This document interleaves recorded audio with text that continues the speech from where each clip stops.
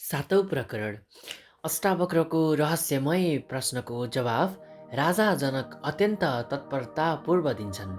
राजा जनक भन्दछन्, मेरो हृदयमा शान्त, निराकार र सबै किसिमका विकारहरूबाट रहित आत्मा अर्थात् परमात्माको निवास स्थान रहेको छ र यो अत्यन्त विशाल समुद्र रूपी आत्मामा यो संसार रूपी डुङ्गा तौरिरहेको छ। यो डुङ्गा अहङ्कार रूपी वायुका झोक्काहरूबाट यताउता हल्लिरहेको छ। जसरी यो डुङ्गा यताउता हल्लिँदाको प्रभाव समुद्रमा पर्दैन, त्यसरी नै यो संसारको माया मोहबाट ग्रसित भएर घुम्नेको आत्मामा कुनै प्रभाव पर्दैन। राजा जनक स्पष्ट पार्दछन्, मैले आत्मा स्वरूपलाई प्राप्त गरिसकेको छु। अब म मनका विकारहरूबाट पूर्ण रूपमा मुक्त भइसकेको छु। राजा जनक अष्टावक्रसँग आफूलाई आत्मज्ञान प्राप्त भएको विषयमा चर्चा गर्दै भन्दछन्, जसरी अविनाशी र असीम आत्माको समुद्रमा संसार रूपी छालहरू उड्दछन् र शान्त हुन्छन्, त्यसरी त समुद्रमा कुनै किसिमको अभिवृद्धि हुन सक्दैन। त्यसै किसिमले आत्मामा पनि संसारका अहङ्कार रूपी छालहरू उत्पन्न र विनाश हुँदाको कुनै प्रभाव पर्दैन। यस किसिमको दिव्य अनुभूति प्राप्त भएपछि राजा जनक भन्दछन्, मलाई आत्माको यथार्थता र संसारको अस्थिरताका विषयमा ज्ञान भयो।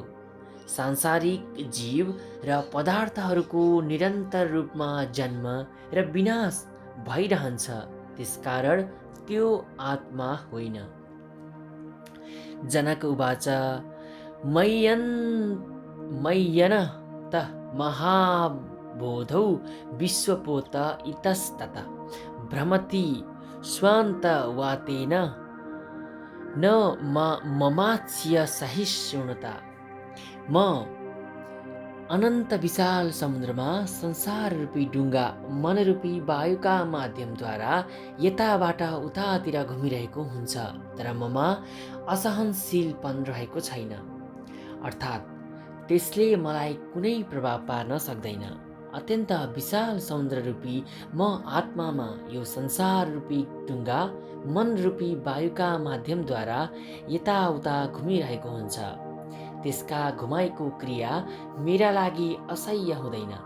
जसरी समुद्रमा हावाको झोक्काका प्रभावले यताउता हल्लिरहेको डुङ्गाले समुद्रलाई पीडित बनाउन सक्दैन, त्यसरी नै मनरूपी हावाका माध्यमद्वारा यताउता हल्लिरहेको संसार रूपी डुङ्गाले पनि समुद्र रूपी आत्मामा पीडा उत्पन्न गराउन सक्दैन। मय्यन्त महाम्बोधौ जगदिच्वी स्वभावत उदेतु वास्त मायातु न मे वृद्धिर्न चक्षति। म अत्यन्त विशाल समुद्रमा स्वाभाविक रूपमा संसार रूपी छालहरू उत्पन्न हुन् अथवा विलीन हुन्, त्यसबाट मेरो न वृद्धि हुन्छ र न हानि नै हुन्छ, अर्थात् ममा त्यसको कुनै असर पर्दैन। राजा जनक भन्दछन्, विनाशबाट पूर्ण रूपमा रहित यो व्यापक आत्मा रूपी समुद्रमा संसार रूपी अनेकौं छालहरू उत्पन्न हुन्छन् र विलीन हुन्छन्। ती छालहरू उत्पन्न हुँदाका अवस्थामा आत्माको वृद्धि हुँदैन र ती विलीन भएका अवस्थामा आत्माको कुनै हानि हुँदैन। जसरी सामुद्रिक छालहरू उत्पन्न र विलीन हुँदाका अवस्थामा समुद्रको केही पनि हानि हुँदैन, अर्थात् ती छालहरूको प्रभाव समुद्रमा पर्दैन। मय्यन्त महाम्बोधौ विश्वं नाम विकल्पना अति शान्तो निराकार एतदेवाहमस्थित। म अनन्त विशाल समुद्रमा निश्चित रूपमा नै संसारको कल्पना मात्र रहेको छ। म अत्यन्त शान्त छु, स्वच्छ छु, निराकार छु र यसै अवस्थामा अवस्थित रहेको छु। समुद्र र छालहरूको उदाहरण दिइएकाले कसैमा पनि संसार आत्माको विकार भएको भ्रम सिर्जना नहोस्। यसैले यो भ्रमको निवारण गर्नका लागि जनक अर्को उदाहरणका आधारमा बताइरहेका छन्। म अत्यन्त विशाल समुद्ररूपी आत्मामा जुन जगतको कल्पना गरिएको छ त्यो यथार्थ नभएर भ्रम मात्रै हो, किनकि मेरो अनन्त स्वरूप निराकार छ। निराकारबाट साकारको उत्पत्ति हुन सक्दैन। वास्तवमा आत्मामा जगतको उत्पत्ति हुन सक्दैन र म संसारबाट रहित शान्त स्वरूप भएर अवस्थित रहेको छु। विलयरूपी योगको पनि मलाई आवश्यकता छैन। नात्मा भावेषु नो भावस्तत्रान्ते निरञ्जने इत्यशक्तोऽस्पृह शान्त एतदेवाहमास्थित। आत्मा शरीर आदिमा रहेको हुँदैन र शरीर आदि त्यो सबै किसिमको सीमाहरूबाट अत्यन्त टाढा रहेको अनन्त एवं दोषरहित आत्मामा रहेको हुँदैन। यसरी आसक्ति रहित यथार्थ रूपमा शान्त भएको म यसै आत्माको आश्रयमा रहेको छु। राजा जनक भन्दछन्, शरीरसँग इन्द्रियहरूको र मनको सम्बन्ध रहेको हुन्छ।